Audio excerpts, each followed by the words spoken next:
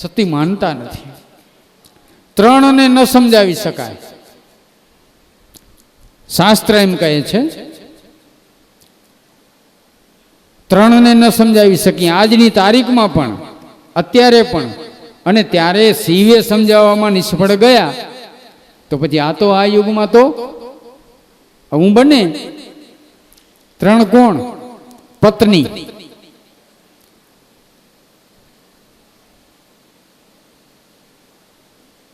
બધાને એમ થશે કે મારા તો આજે આપણી જ બધી વાતો કરે, આમાં લખ્યું છે, આપણે કોઈ પોતા ઉપર લેવાનું નથી, પણ આ જે છે એ હકીકત કહું છું, આપણે કબૂલ કરવું પડે. પત્ની જ્યારે જીદ કરે ને ત્યારે એને સમજાવી ન શકાય. એની જીદ પૂરી કરે કરે અને કરે. પત્ની. પછી પાડોશી. પાડોશી જ્યારે ખરાબ વ્યવહાર કરે ને ત્યારે આપણે એને ગમે એટલા સમજાવીને તો એ જાણી જોઈ અને આપણા ઘર પાસે પાણી કાઢે કાઢે, ડોલો ઢોરે, એઠવાડ ઢોરે, આવું કરે જ જાણી જોઈને. એટલે કાંઈ ને કાંઈ પણ એમ કે આપણને તકલીફ થાય એવું કાંઈ વર્તન કરે અથવા એવી કોઈ ક્રિયા કરે કે જે આપણને તકલીફ થાય. પાડોશી સાથે મનમેળ ન હોય તોની વાત છે આ. નહીતર પહેલો સગો પાડોશી એ પણ કહેવત છે કે સૌથી પહેલો સગો પાડોશી. કારણ કે પહેલા પાડોશી કામ આવે ને, એટલે પાડોશી સાથે સંબંધ આપણે બગાડવા નહીં. જેટલી આપણી જવાબદારી બને એટલી ને એટલી આપણા પાડોશીની બને. એ એમ વિચારે ને કે મારે પણ ન બગાડવા જોઈએ. એટલે પત્ની, પાડોશી અને પિતરાઈ ભાઈ. પિતરાઈ ભાઈઓ જે હોય ને એને ન સમજાવી શકાય. એકબીજા પ્રત્યે કદાચ કાંઈ અણબનાવ બન્યો હોય અને પ્રસંગમાં આપણે ભેગા કરવા હોય, ગામના 4 ડાયા માણસો એમની પાસે જાય કે ભાઈ આ સારું ન લાગે, તમે કાકાઈ પિતરાઈ ભાઈ છો અને તમારે આમાં એકબીજાએ આમાં પ્રસંગની અંદર અવર જવર કરવી જોઈએ. પણ એ સમજે નહીં. એ જે ડાયા માણસો ગયા હોય ને સમજાવવા, એને શું કહે ખબર છે? અમારા વચ્ચે શું છે તમને ખબર છે?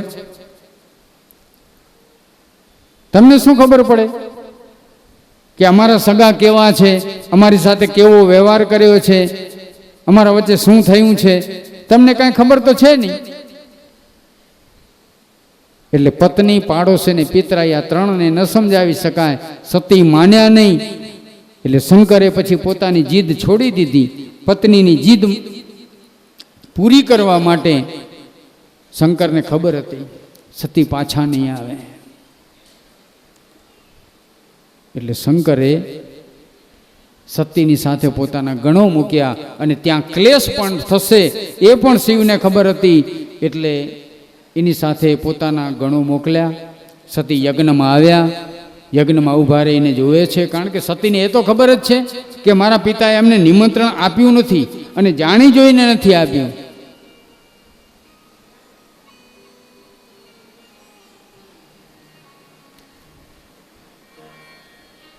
યજ્ઞ મંડપના દરવાજે સતી ઊભા રહ્યા.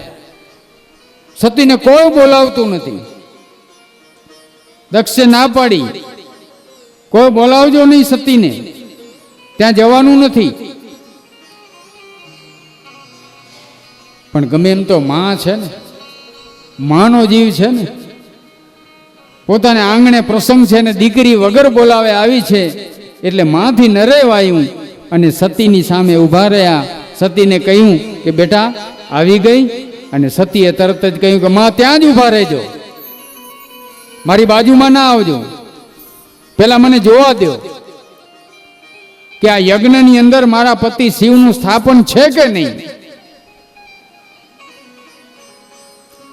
સતીએ દ્રષ્ટિ કરી, ક્યાંય શિવનું સ્થાપન નહીં.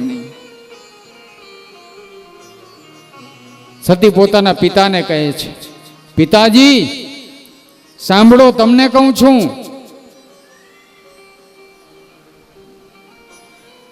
દેવોના દેવ મહાદેવ શિવ જેનું નામ આ 2 અક્ષર બોલવાથી જેનું કલ્યાણ થાય, આખા જગતનું જે કલ્યાણી છે, જેને કોઈ વાલું દવલું નથી, બધાની સાથે જે પ્રેમ કરે, એવા શિવનો તમે અપરાધ કરો છો. એવા શંકરનું તમે અપમાન કરો છો, એની સાથે તમે દ્વેષ રાખો છો. પિતાજી, જે ઘરમાં પોતાના પતિનું અપમાન થતું હોય એ ઘરની દીકરીએ જો એનાથી અપમાન સહન ન થાય તો ત્યાંથી ચાલ્યા જવું જોઈએ અને અપમાન કરવાવાળાની કાં તો જીભ કાપી લેવી જોઈએ. એ પણ શક્ય ન હોય તો એને પોતાના પ્રાણનો ત્યાગ કરવો જોઈએ.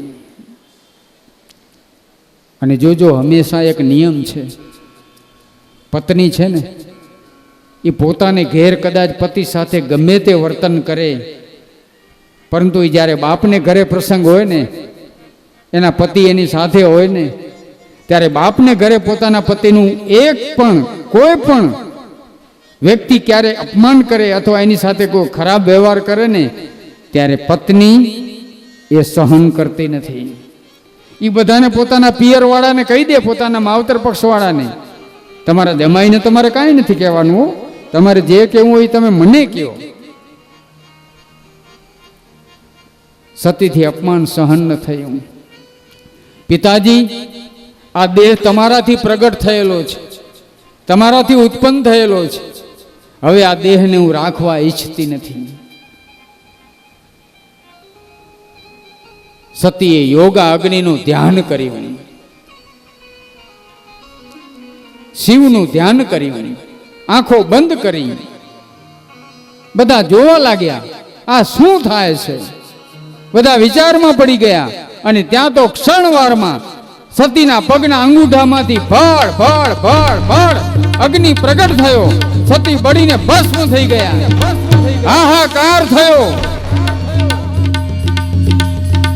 બધા કહેવા લાગ્યા, સતીનું અપમાન કોણે કર્યું, સતીને કોણે ડૂબ્યા, આવું સતીએ શા માટે પગલું ભર્યું. અને સતીએ પોતાના દેહનો ત્યાગ કર્યો. એ સમાચાર શંકરે નારદજી પાસેથી સાંભળ્યા. શંકરે પોતાની જટા પછાડી એમાંથી વીરભદ્ર નામનો યોદ્ધો પ્રગટ કર્યો. હવે શિવને ક્રોધ આવ્યો, ખૂબ સહન કર્યું શિવે. હવે ભગવાનને ક્રોધ આવ્યો. વીરભદ્ર નામનો યોદ્ધો પ્રગટ કર્યો કે તું જા, તું મારા અંશરૂપ છો, તું આ યજ્ઞનો નાશ કરી શકીશ અને યજ્ઞનો નાશ કરી નાખ. વીરભદ્ર પોતાના ગણોની સાથે આવે, ત્યાં કને આવી અને યજ્ઞનો નાશ કર્યો. હવનની જે વેદીઓ હતી, જે કુંડો હતા, એને મેખલાઓ ભાંગી નાખી, સ્થાપનનો બધાનો નાશ કરી નાખ્યો. દેવતાઓને પકડી પકડી અને વીરભદ્ર મારવા લાગ્યા. અને સામે બ્રાહ્મણો પણ મંત્રના બળથી એ શિવના ગણોનો નાશ કરવા લાગ્યા. અને ત્યારે શિવના ગણો યજ્ઞ કુંડની વેદીમાંથી બળબડતા લાકડા ઉપાડી બ્રાહ્મણોને મારવા લાગ્યા.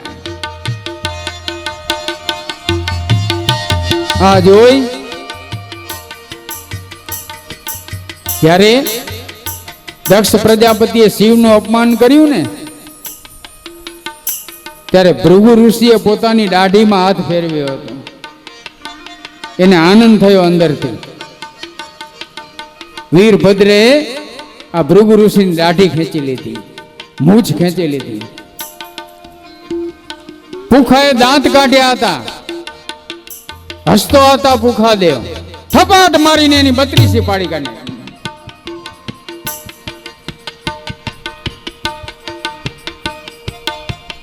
યજ્ઞનો નાશ થયો. બધા દેવતાઓ મૂંઝાણા, હવે શું કરવું.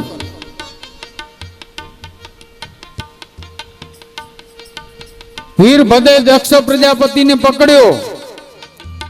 દક્ષ પ્રજાપતિનું માથું પકડી એને વડ આપી. જ્યાં ધડથી જુદું કરવા જાય પણ મસ્તક ધડથી જુદું થતું નથી. વીરભદ્રે શિવનું ધ્યાન કર્યું. એટલે શિવે ધ્યાનમાં કહ્યું કે વીરભદ્ર, એને યજ્ઞનું કાંડું બાંધ્યું છે, એટલે એનું કાંડું તું તોડી નાખ અને ત્યાર પછી એનો નાશ કરી નાખ. વીરભદ્રે જોયું દક્ષના હાથમાં યજ્ઞનું કાંડું હતું, કાંડું તોડી નાખ્યું અને પછી બેનો જેમ ગોદડું નીચે હોય બે પગની વચ્ચે ગોદડું દબાવે અને પછી એને નીચોવે, એમ દક્ષના પગમાં પગ મૂકી બે પગથી દબાવી અને વીરભદ્રે આંચકો આપ્યો. ધરથી મસ્તક જુદું થઈ ગયું. મસ્તકને લઈ અને વીરભદ્રે યજ્ઞ કુંડમાં હોમી દીધું. સ્વાહા. આ યજ્ઞ પૂરો થયો. યજ્ઞની પૂર્ણાહુતિ થઈ. નિષ્ફળ ગયો યજ્ઞ. શિવના સ્થાપન વગર કોઈ કાર્ય સિદ્ધ થતું નથી.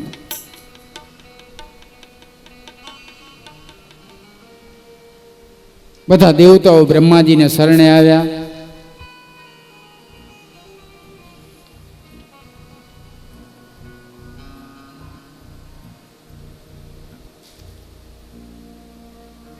બ્રહ્માજીની પ્રાર્થના કરી. બ્રહ્માજીને બધી વાત કરી.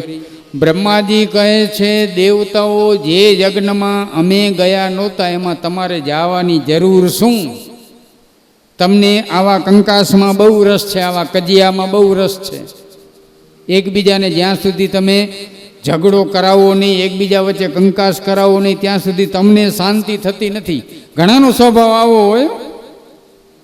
તમાશો થાય ને ત્યાં કને જલ્દી પહોંચી જાય માણસો. પોતાના કામ પડતા મૂકીને જાય જોવા જાણવા માટે.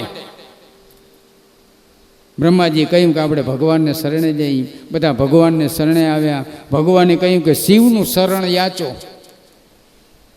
આ યજ્ઞને પૂરો તો હવે શિવ જ કરાવી શકશે, બાકી કોઈ કરાવી શકશે નહીં. એટલે બધા કૈલાસમાં આવ્યા. શિવની પ્રાર્થના કરી, શિવને પ્રસન્ન કર્યા અને દેવતાઓએ કહ્યું કે શિવનો